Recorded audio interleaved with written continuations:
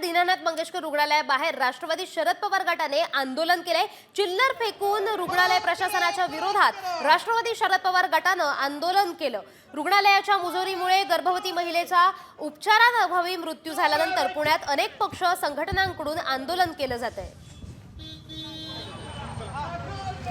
राष्ट्रवादी शरद पवार गटाचं आंदोलन करण्यात आलेलं आहे। चिल्लर फेकून रुग्णालयाबाहेर शरद पवार गटाने आंदोलन केले।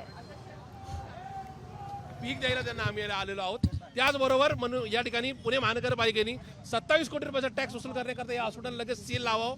त्याचबरोबर पुणे पोलिसांनी गैसाज असतील, गोसावी मॅडम असतील किंवा कांगणे मॅडम असतील यांच्यावर सदस्य मनुष्यवधाचा गुन्हा दाखल करण्यात यावा।